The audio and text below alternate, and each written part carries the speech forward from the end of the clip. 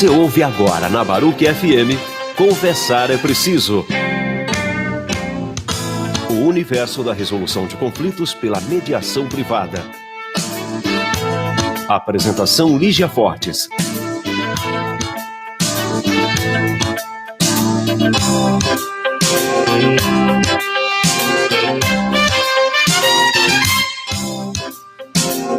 Olá, pessoal. Muito boa tarde. Estamos aqui, eu, Lígia Fortes, Gisele Fernandes, Bruno Marim, me assistindo aqui, assistindo no sentido de ajudar, porque sem eles eu não faço nada aqui, sabe? Então, vamos saber. Então, estamos aqui hoje, nessa semana já pré-carnavalesca. Nossas fantasias não ficaram prontas, então, infelizmente, não vamos poder... Entrar no clima já. Mas temos aqui hoje, o Conversar é Preciso, pela baruchfm.com, para tratar de um tema muito, muito interessante, na continuidade do tema dos conflitos, como nós colocamos na nossa live, no nosso History, os conflitos destrutivos, não é? Mas antes de falar sobre isso, o Bruno vai nos dar os nossos acessos aqui, para que vocês possam falar conosco quando quiserem, quando precisarem, e quando também não precisarem. Sim, a toda hora estamos aí disponíveis. Então, gente, bom dia para quem ainda não almoçou, como as duas guerreiras aqui, incluso. Uma boa tarde para quem está almoçando ou já almoçou. A gente está em todas as redes sociais, no Facebook, YouTube. Podem entrar em contato com a gente a hora que vocês quiserem. Tem o nosso site lá também, o Suceder e Mediação. Qualquer dúvida que vocês tiverem em relação a conflito, essas questões, fiquem à vontade para entrar em contato com a gente. Vamos lá, então. Vamos. Esse tema, ele é muito interessante. Quando se fala em conflitos destrutivos, o contraponto é o bom conflito. Vamos deixar a Gisele e o Bruno se organizarem aqui. Organizados, estamos organizados. Vamos deixar eles apenas se organizarem, afinando pessoal. só. Tenham paciência. Não põe o papel em cima do meu aqui. Tá? Organizados aqui, agora. Aqui é meu território. Ai, meu Deus Okay? do céu. Pronto, respeitado. O bom conflito. O bom conflito nós já falamos. O bom conflito, ele sempre traz oportunidades de mudanças e de crescimento. Agora, o conflito destrutivo, ele realmente causa separações, ele acaba ou deteriora relacionamentos, sejam de que níveis forem, relacionamentos profissionais, relacionamentos pessoais, entre nações, quer dizer, qualquer nível de relacionamento. Um conflito destrutivo, ele consegue fazer isso. Agora, o que é, no que se resume um conflito destrutivo? Tem os conflitos que são tranquilos para a gente buscar uma negociação, uma mediação, uma solução, né? Agora, tem aqueles que demorou tanto tempo para se tomar uma providência em relação ao que está acontecendo, que eles acabam tendo o quê, Bruno? Mas eles acabam entrando o conflito começa a escalonar muito alto. Daí, uma coisa que começa um pouco destrutiva se torna muito destrutiva. Destrutivo. Quando a gente fala de conflito, que a espiral do conflito está lá em cima, é que os ânimos estão já muito acirrados. Se for entre estados, vamos ter uma guerra, provavelmente. Sim. Se for entre pessoas, vamos ter um outro tipo de guerra, rompimento de um relacionamento, de quaisquer naturezas, ou agressões, violência, não é? E perdas, inclusive, econômicas, além de perdas pessoais, perdas... como é que eu vou me expressar? Perdas de coisas que foram conseguidas num relacionamento, de história, perdas também de dinheiro, né, dentro das corporações, das empresas, especialmente as empresas familiares, né? Então, o que contribui para um conflito se tornar destrutivo, né? Um conflito se torna destrutivo, nós até já falamos sobre isso, mas assim, aqui especificando melhor, quando eles são incompatíveis, os objetivos das pessoas são incompatíveis, né, entre si. Cada um tenta impor a sua própria vontade.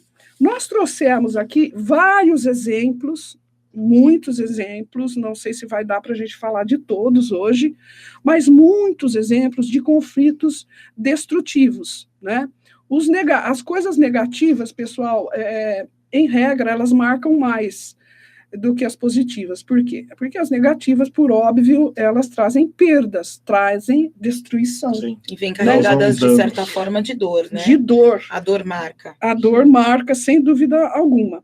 Então, assim, se cada um quer defender o seu ponto de vista de uma maneira tão enérgica que tenta impor aos seus pares, até então seus pares, né, as pessoas com as quais está conversando, trocando ideias, ou mesmo tentando conseguir uma votação para determinado assunto, ou um dinheiro para aplicar em determinada coisa, ou um vizinho que precisa urgente abrir seu apartamento para que possa ser feita uma reforma, para tirar o vazamento do coitado, do infeliz que está embaixo. Tudo isso causa muitas perdas e muitos danos também, né? Muitas perdas e danos. Esses conflitos genericamente considerados são conflitos destrutivos e trazem essa escala do conflito, né? É uma escala, vai subindo, vai subindo, vai subindo, e lá a escala do mercúrio explode. Chega uma hora que explode e vira o quê? Violência, né? Eu não consigo fazer com que o Bruno concorde comigo, então eu parto para cima dele. Ou mando matar o Bruno, entendeu? Ou mando alguém espancar o Bruno, né? Ou parte para uma violência, uma coletividade que está, por exemplo, numa passeata, uns prós e outros contra determinado assunto, e ninguém se entende, porque ninguém se olha, tenta escutar o outro, e acaba o quê? Aquilo acaba em violência. E a violência impede qualquer coisa que seja prospectiva, construtiva. Sim. Você não consegue fazer nada com a violência, né? A violência é a última ratio, sem ratio, né, gente?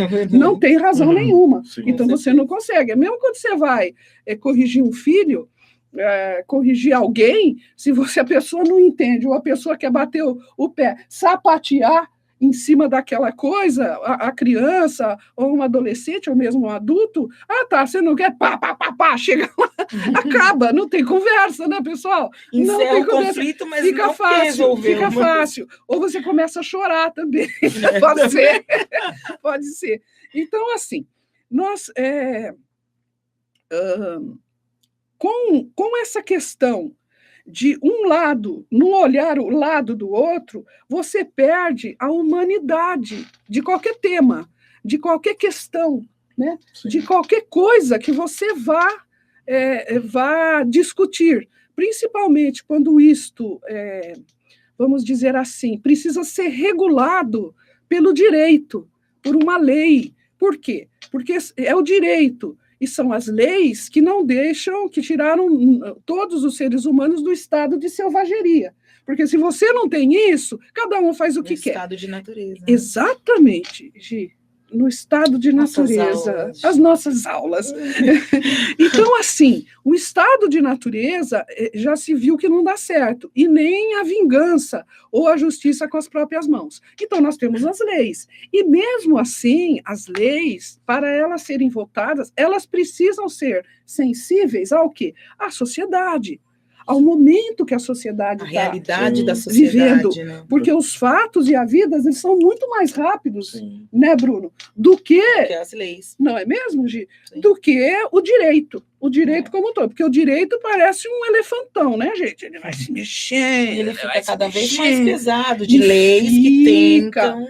leis em cima de leis. E ficam tentando prever. E Todas com o as situações. tempo, essas leis, elas precisam mudar também, porque o que era bom há 20 anos atrás não é mais. É o exemplo do Código né? Penal. Exatamente. O nosso Código Penal, Código que Penal. ele é anacrônico, ele precisa ser corrigido, nós não vamos entrar no mérito, né, disso, mas várias leis no Brasil demoram tanto para ser corrigidas ou para ser atualizadas que quando vem já estão atrasadas. Eu não sei se vocês me entendem, mas é isso que acontece. Tá? A gente não entende porque não acontece. O Código Civil ficou 30 anos para ser votado.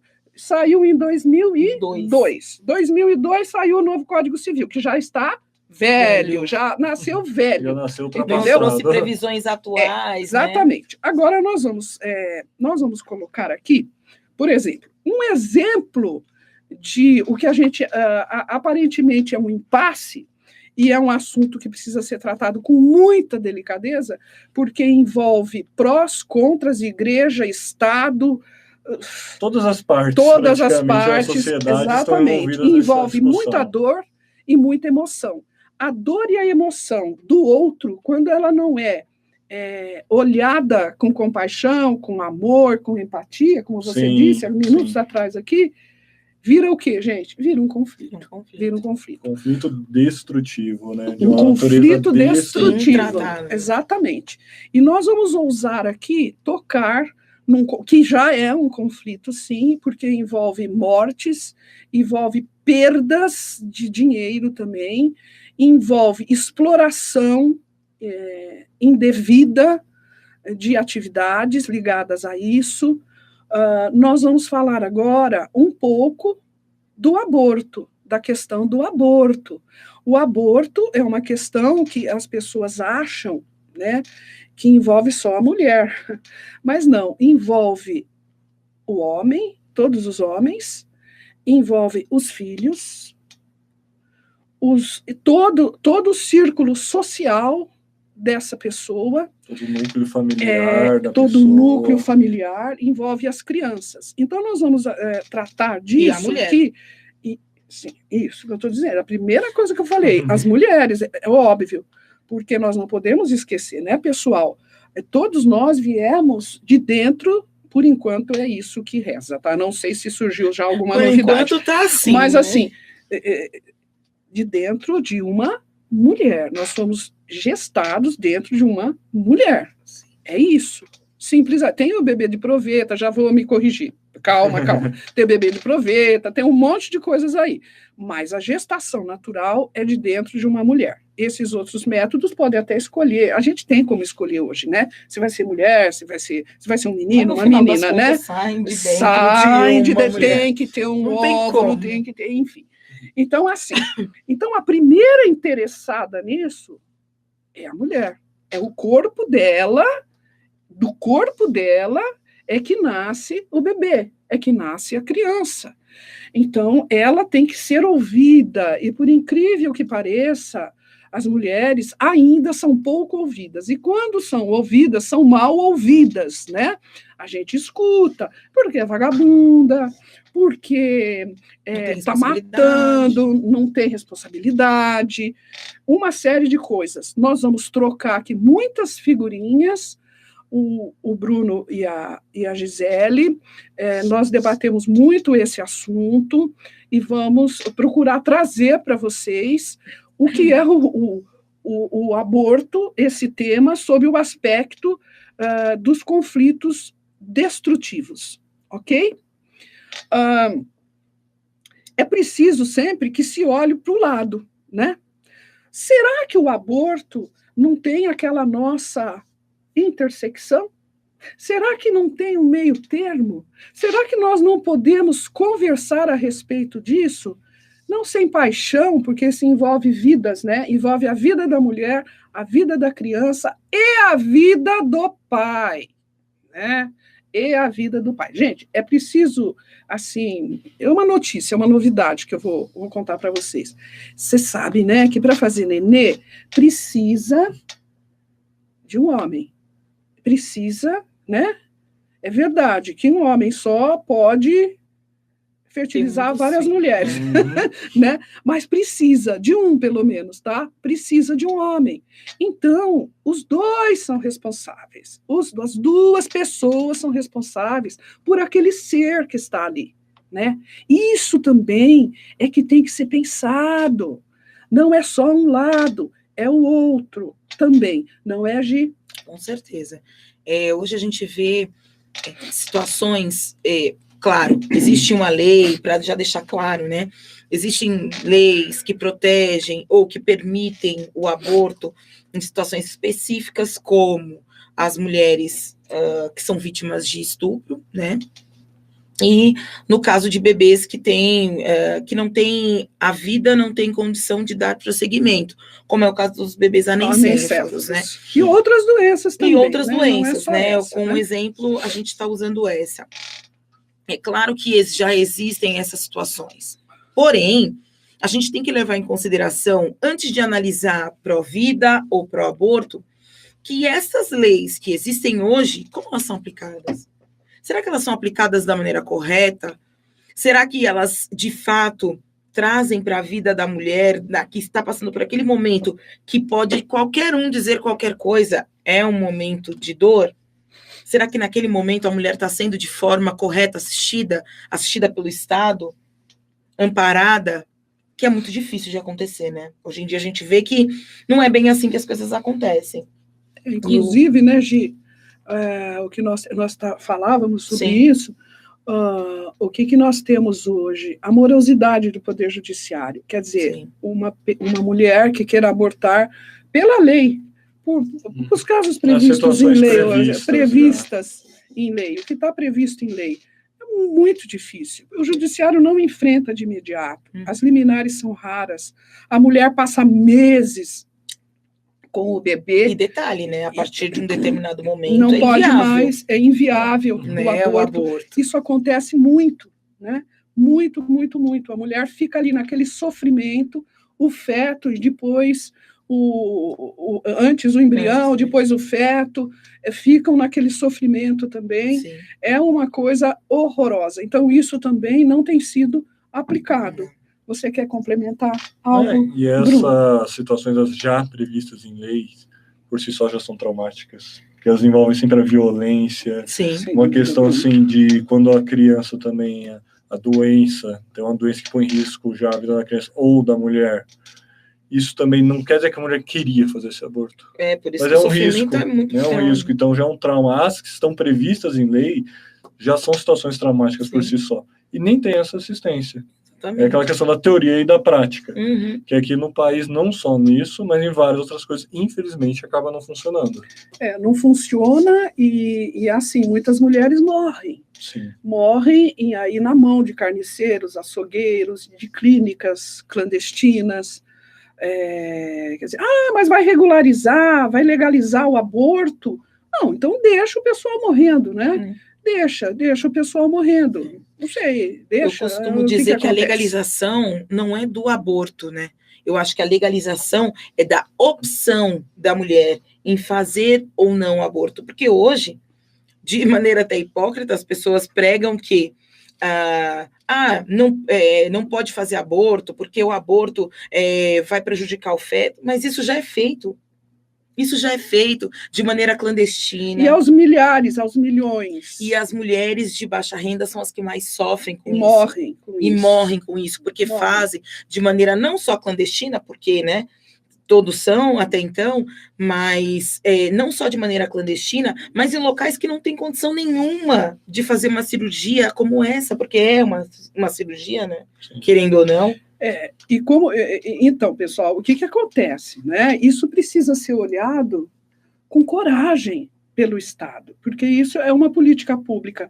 Não cabe aos particulares, obviamente, né? Tem o poder de vida e de morte em relação a essa questão. Claro. Não é isso, mas precisa ser encarado de uma forma realista, de uma forma verdadeira, não que sejam dogmas religiosos, que seja uma questão de valor, né, de valor moral, de julgamento das mulheres, sempre, sempre. E agora nós podemos tocar num aspecto, num ponto, que é pouco falado, né?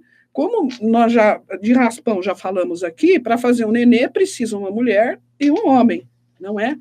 E o papel do homem nessa questão do aborto? Como que nós vamos tratar isso? Não é? Nós temos abortos sociais, né, Gi? Sim. Os abortos, você deu um outro nome. Emocional. Emocional. Porque, por exemplo, vou dar um dado aqui. Eu faço mediação voluntária num fórum aqui em São Paulo, e não sou eu que conto isso. Mas assim, gente, eu vou lá para fazer 8 audiências, vamos dizer. É claro que em lugares pobres, de mulheres carentes, né?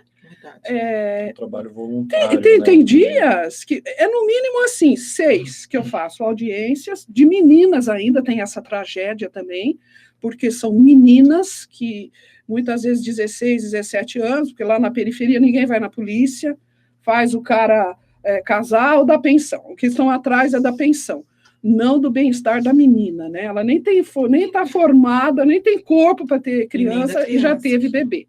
Então, assim, e são assim, tem semanas que eu atendo 8, 9, 10 casos, todos iguais, entendeu? Aguentando a pessoa, o cara ali sentado, mas eu avisei para ela que eu tinha outra família. Né? Ou eu avisei para ela que não sei o quê. Responsabilidade não é minha. E não são só menores, são outras. E mulheres totalmente despreparadas também, que têm filhos com vários rapazes, várias pessoas, né? E sem assistência nenhuma. E aí, agora, qual que é a moda? Então, vamos para o judiciário para fazer a mediação, para ter a pensão. Então, ela tem 3 meninos, né? 3 crianças, um de cada pai, ou de um pai só, que a abandonou, e cada um ela recebe uma pensão. Então, é assim, e o cara vai ali, ele dá a pensão para assim, me livrei da situação. Quer nem ver a cara do menino, da menina, me livrei da situação. Muitos, assim, muito de forma maravilhosa, visitam a cada 15 dias. Olha que maravilha, ele paga a pensão e visita 15 dias, quer mais o quê? Isso, gente, a gente não está né? jogando em cima do homem a responsabilidade. A responsabilidade é dos dois. É dos dois. Uma responsabilidade compartilhada. E nós estamos frisando aqui que são as camadas menos privilegiadas, lógico. Sim. De meninas, de mulheres que não têm assistência nenhuma. Entendeu? Dá uma pensão de R$250, né, de R$300 e está resolvido. Então, tem que ter, assim, uma política estatal de educação, tanto dos homens como das mulheres, tanto das meninas quanto dos meninos, atentando para a responsabilidade da paternidade. Isso é muito importante, e isso não acontece. Essas coisas têm que se colocar em pauta também, quando se discute o aborto. Claro. É aquela questão de uma conscientização, que nem a gente estava discutindo aqui mais cedo. Não adianta ter o pessoal distribuir camisinha em todos os lugares, tem em lugar de saúde, estação de trem. Não adianta só fazer isso, muito bem colocado, mas Bruno. não conscientizando a importância de se usar. Sim. É a hipocrisia da sociedade, Sim. né? Em que nos postos de saúde são disponibilizados muitos preservativos, mas da porta do posto de saúde para fora, as mulheres simplesmente, as meninas, né, têm a sua sexualidade exacerbada, não têm uma educação sexual correta, que tem que acontecer, sim, nas escolas, tem que acontecer, sim. As meninas têm que ter consciência daquilo que estão fazendo, do que estão dispondo quando engravidam, o que estão perdendo, que é muito... Boa parte da vida. Boa parte da vida. Quantas oportunidades. Hoje em dia, inacreditavelmente, a gente tem crianças de 9, 10 anos engravidando. Isso no Brasil todo, né? O casamento infantil, que agora foi regularizado aí por lei e tal, né? Pois é. Aqui no Brasil é assim, não tem jeito um assunto, ou muda de nome, ou faz uma lei. Então, mais uma lei que chegou atrasada. Né? E isso não tem a ver com aborto? É claro que tem, porque essa menina, quando ela se vê sem saída, e alguém lá no fundo gritar que há a possibilidade de um aborto, ela vai atrás. Mas se ela não tiver renda, vai ser clandestino. Vai ser clandestino. E morrem, assim, de baciada, né, pessoal? Todos os dias, né, Bruno? Sim, fora aqueles métodos caseiros, né? Fora os Que é métodos uma caseiros. vizinha, uma parente fala assim, não, tomou, deu certo, Sim. tudo. E nisso tem mais risco ainda da pessoa morrer ou sofrer muito até lá. Ou seja, todas sofrem no final das contas, Sim. por uma Então, opção ou não. Mas todas fechando essa questão do aborto, acho que nós colocamos tudo. Vocês lembram mais alguma coisa que a gente tenha conversado? basicamente sobre o aborto, acho que Sobre essa questão, assim, tem mais assim, pegando as partes da pró-vida e o pró-aborto. Uma coisa que ambas concordam, elas querem preservar a vida, seja do feto ou seja da mãe. É a intersecção, né? Exatamente, esse é o ponto em comum. Esse é o ponto em comum. E a partir disso, elas poderiam concordar, ambas as partes poderiam concordar, trazendo novas políticas para melhorar essa situação. Ou talvez colocar, por que esses dois lados não se unem para fazer com que as políticas públicas que existem funcionem, né? Não, e funcionem e saiam outras. Funcionem, né? E a partir do momento que essas estiverem funcionando, que se implantem outras. Porque não adianta, né? Essa que não está funcionando, implantar outra, não vai realmente. Sem dúvida, nada vai funcionar. Não vai mas unidas, fazer com que elas caminhem. Orientar as meninas, porque muitas vezes o aborto é uma opção porque não tem orientação. Talvez orientação.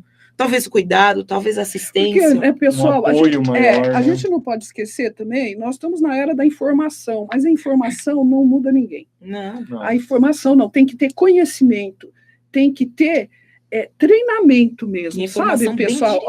Pessoal, meninas, isso acontece assim, assim. A coisa tem que ser bem chacoalhada, bem gritante. Pessoal, vamos dar mais um exemplo aqui, rapidamente. Acho que a gente tem um tempinho, né? Então, né, Afrânio? Tá, nós temos mais um tempo. Então, nós vamos sair dessa questão do aborto, que é muito pungente, ela é simplesmente emocional, e porque trata de vidas, né? E nós vamos para um outro lugar, bem distante daqui, a Palestina e Israel, né, pessoal? Também não temos a pretensão de entender este conflito, né, que é muito mais que centenário, né? É muito antigo isso. Mas o que acontece? O que acontece lá, tem acontecido lá? Foi criado lá, olhem só, o Fórum das Famílias. Esse Fórum das Famílias, eles trazem mães de filhos mortos na guerra, né, nos combates, ou por terrorismo. Trazem essas mães, e essas mães, elas vão chorar as próprias dores, umas das outras, as próprias e uma das outras, né? E elas acabam por, descobrir que esse conflito não leva a nada, que, na verdade, todo mundo quer a mesma coisa, viver bem, não ver filho morto por uma granada ou por um ato terrorista. Essas pessoas elas acabam por compartilhar a mesma dor. E vejam só, essas mães estão fazendo lá um trabalho de reconciliação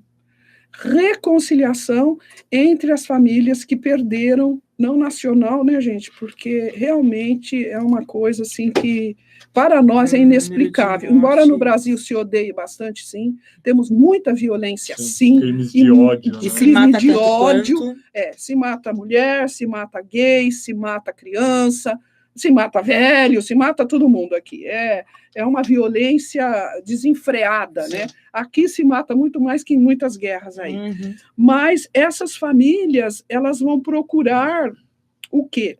Entender a dor do outro, uma entender a dor da outra.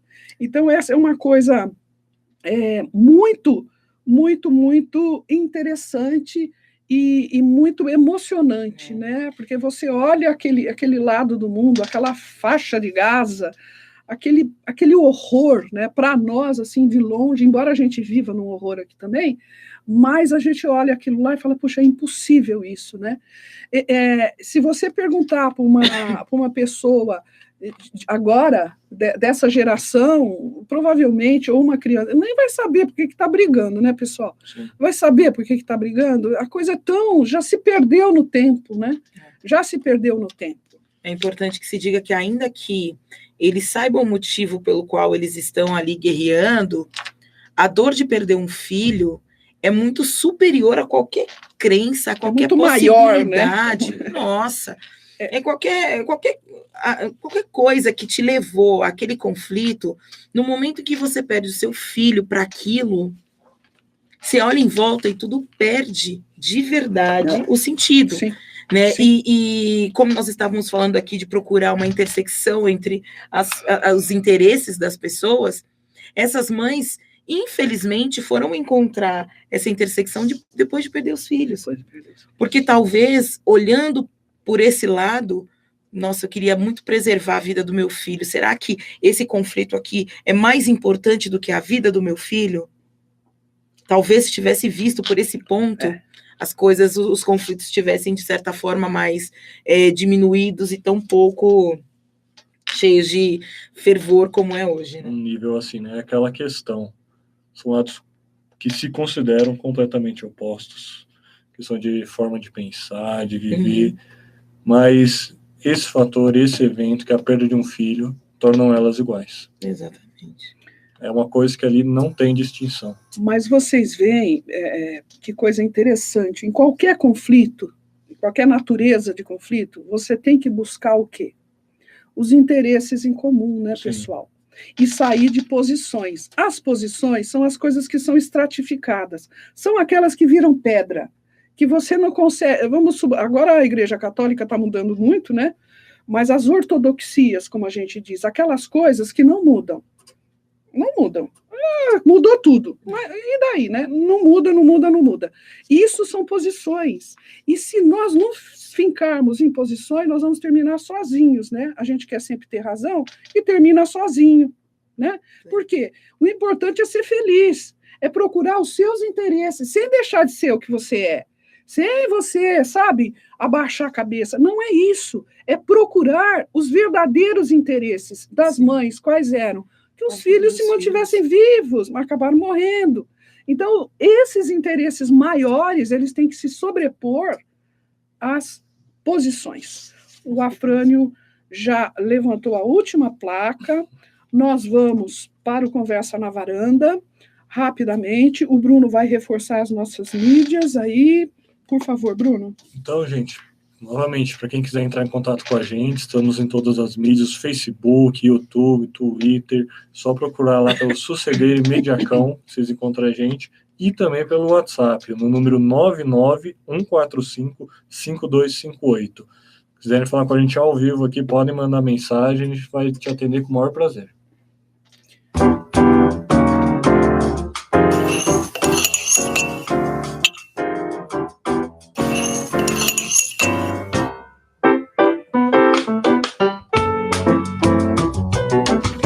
Pessoal, Conversa na Varanda.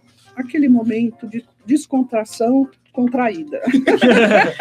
Descontração tensa. Tá difícil trazer um tema que não seja tenso, né? A realidade atual está complicada. Tá difícil, a gente está procurando. Mas, assim, o nosso papel aqui é trazer os fatos também, né? A realidade, para tentar mudá-los quando forem ruins, quando forem negativos. Eu até tinha dito para a Gi começar, mas eu tinha pensado no outro Conversa na Varanda, que você que vai começar. Mas hoje é o Bruno, Conversa na Varanda é do Bruno. Nós vamos aqui acompanhar. Então, diga gente, lá, Bruno. O tema que a gente vai trazer hoje, que está em pauta todo dia, tem alguma novidade, nem sempre boa, infelizmente, são os conflitos que estão incorrendo na fronteira Brasil e Venezuela. A gente está aí já no 5º dia que a fronteira foi fechada por ordem do Maduro. Quase podre, né, pessoal? Nossa, que horror, né? Maduro quase podre. E assim, hoje, digo hoje, porque amanhã isso já pode mudar. Hoje está uma situação mudar, mais... Né? Exatamente, uma questão de horas pode mudar. Hoje a situação está mais tranquila. Mas aí a gente vê notícia toda hora sobre conflitos tanto do lado da Venezuela quanto aqui, sim, até aqui você vê notícia afirmando que tem militares venezuelanos que estão roubando brasileiros ou pessoas que conseguem atravessar a fronteira de maneira ilegal, por assim dizer, por trilhas ilegais, que estão roubando e voltando para a Venezuela. É uma questão assim, as notícias estão saindo nesse intuito. Mas, assim, uma coisa é certa, está tendo muito conflito e violência em decorrência disso. E são vários fatos que acontecem. A questão da ajuda humanitária enviada pelos Estados Unidos, que estaria vindo pelo Brasil, que não chegou absolutamente nada. E o que chegou foi queimado, então, assim, destruído. Não chegou. No momento que passou, não chegou queimaram. No objetivo, né? Então, no momento que chegou, queimaram. Verdade. E assim, num país que já está há muito tempo passando fome, passando necessidade de remédio. E assim, independente de ideologia, porque todos concordamos, existem interesses. Claro. Existem interesses por parte dos Estados Unidos, por parte do Brasil. Interesses, não dá para falar que é ideológico, é político. Exatamente. Pode até se esconder por trás de uma ideologia, mas são interesses políticos, porque a Venezuela é um dos, se não mais, o país mais rico em questão de petróleo. Claro, e há interesses, obviamente. Mas aí que está o problema do a gente pode chamar de conflito, porque agora, né, a gente está nessa situação na fronteira, mas eu vejo que as pessoas, uma vez o problema da comunicação, né? As pessoas se colocaram, se estratificaram nas suas realidades, nas suas posições, e ninguém dialoga, ninguém conversa, ninguém se comunica, né? O governo, em termos de pessoal, Estado, lógico, que a gente está falando, né, entre nações. Que são formados por pessoas, aliás. Não só no Brasil, como na Venezuela, como nos Estados Unidos, e aqueles aliados dos países, né? Seja por conta da Venezuela, ou seja por conta dos Estados Unidos, que a gente pode chamar aí de aliados, não se comunicam. E aí as pessoas simplesmente se aliam por conta de interesses, né? Vamos colocar como pessoais, mas de cada país, e ninguém resolve nada. No final das contas, quem sofre? A população. El pueblo. Claro. E que conflito que é esse? Qual que é a natureza desse conflito? Então, na verdade, o Bruno viu a origem, né, Bruno? Sim, a grande questão é a crise política na Venezuela. Qual é a natureza do conflito, Bruno? A natureza veio a partir da eleição do Maduro, que foi em torno de muita polêmica. Uhum. Daí o opositor dele se autoproclamou. O Guaidó, né? Isso. Se autoproclamou. E nesse caso, parte dos países como os Estados Unidos e o Brasil reconheceu o opositor, enquanto Rússia e China reconhecem o Maduro. Por óbvio, né? Sim. Por óbvio. Agora, que eles têm os interesses a natureza desse conflito ela é destrutiva, pessoal. Sim. É um conflito totalmente destrutivo. Não porque o outro lado quisesse assim, o lado que se opõe ao Maduro, né? Mas não restou outra alternativa. Por quê? Porque quando você vai para violência e para falta de diálogo, de comunicação, você tem um conflito destrutivo. Ou seja, aí está se destruindo, o próprio Estado está se implodindo, né? O próprio governo está se implodindo, né?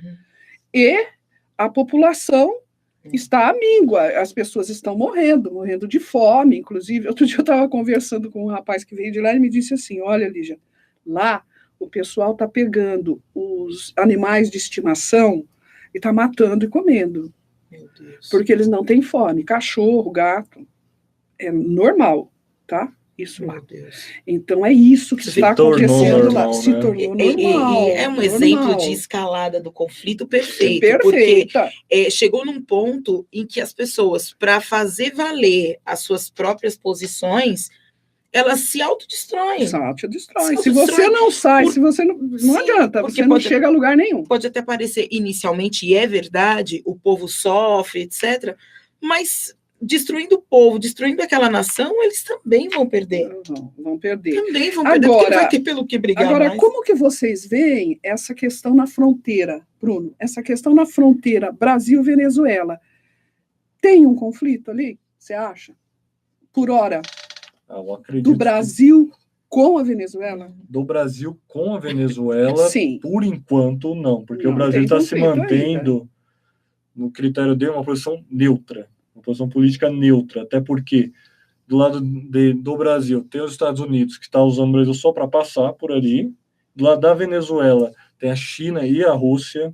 Então o Brasil é uma posição até que o governo assumiu, falando assim, não, a gente vai acabar ficando como um coadjuvante em briga de gente grande. Então ele está assumindo uma posição neutra ali. Tanto que o confronto não é diretamente com os brasileiros. Seria mais entre as autoridades venezuelanas e os cidadãos que tentam passar aqui para o lado do Brasil. Mas eu diria assim, Bruno, eu não sei, na minha visão, a posição do governo brasileiro não é neutra, né? O Brasil tomou uma posição... Sim, política, ele se posiciona contra o Maduro. Sim, então não é neutra. Sim, mas dentro na fronteira, eles estão se mantendo... eu não diria neutro, a palavra não é neutra, a palavra é assim, eles estão se mantendo assim, eu não vou pegar em armas e começar a atirar, né? Eles não... Sim. Entendeu? Não, é porque o neutro da o Brasil não está neutro nisso, de jeito nenhum. O Brasil tomou uma... aliás... talvez não tardiamente, uma posição ativa, né? Não seria uma posição ativa de tomar ações na fronteira. Você acha que seria... ele tomou ações, por exemplo, quando você pega um caminhão, ou os caminhões que vieram dos Estados Unidos e vai passar pela fronteira dá passagem e quer introduzir, como o Maduro ainda está no poder, sim, ele não ia deixar mesmo os caminhões entrarem, porque aí ele ia aceitar a ajuda. Ele está num beco sem saída, né? Está difícil para ele, né? Não sei quanto tempo que ele vai aguentar, enquanto os generais, porque já teve general, né, que desertou, você falou? Teve sargento. General não, total, né? De 174 militares que já mas de alta patente ainda não, né? Ainda não. Então, enquanto ele estiver com o exército, né, com as forças armadas, enfim, como é que você vai? Não tem como. Mas o Brasil não tem uma posição de neutralidade. O Brasil tem uma posição ali cuidadosa, né? Assim, sabe? Eu não vou sair atirando, né? O que a gente torça para não acontecer, né, Afrânio, também, né? Que a espiral do conflito não chega nesse ponto. É importante que se diga só um dado. Tem que invadir a Venezuela, não tem que fazer nada disso, né? Vamos tentar. É importante que se diga, e não, claro, em defesa ao Maduro ou qualquer outro lado, mas que foi enviado ao Papa, né? Nós até tínhamos falado sobre isso, sim, uma carta do Maduro. Muito bem lembrado. Do Maduro para ele, para o Papa, para intermediar aí uma mediação entre os lados, né, as oposições dentro da Venezuela, nada externo, dentro da Venezuela, ao que o Papa até respondeu positivamente, porém, ele já se colocou na seguinte posição, vou fazer a mediação, não tem problema nenhum, mas ambos têm que querer. E aí, claro, críticos aí já colocam como uma jogada do Maduro. Essa é uma posição básica, né? Porque é um princípio da mediação, até. Mas... as partes têm que querer conversar. Claro. As partes não querem conversar, não deu certo pelo jeito, partiu não aconteceu pelo nada, lado do Maduro, né? Mas aí já se vê que assim, ele está tão num beco sem saída que ele está procurando, de fato, que alguém intermedie essa situação. Né? E uma alternativa que ainda não é violenta. Porque a partir do momento que ele tomar uma posição violenta com relação aos Estados Unidos e aliados, aí realmente não vai ter mais assim, morreu já bastante gente. Sim, lá, né? internamente, claro. Estou dizendo com relação à situação externa. O que a gente espera do Brasil é ponderação, né, gente? Claro. Temperança, né? Aí não dá para... É impensável, né? Se tomar a gente tem nossas próprias guerras. Você não vai ficar neutro, mas também não vai pegar em armas, né? Não vai... É isso aí. Mais alguma coisa você quer acrescentar, Bruno? Não, quanto a isso, acredito que não. Você quer falar mais alguma coisa? Paz, né? Já acabando, paz. Vamos pedir paz. Paz. E que o Maduro suma. Vamos lá. Paz. Não, gente, ele tem que... pedir asilo aí na China ou na Rússia, né? Esse é muito bom. Lá é uma maravilha, ele devia ir para lá. Nossa, uma beleza. Vai viver bem. Pessoal, estamos no final do programa. Muito obrigada pela audiência. A nossa audiência só cresce. Muito obrigada. Quem não teve tempo de ver e nos ouvir agora, vejam lá no YouTube, tá tudo lá. Muito obrigada, um abraço a todos vocês. Beijo, gente, obrigada mesmo. Uma boa tarde a todos Até a e próxima. até a próxima.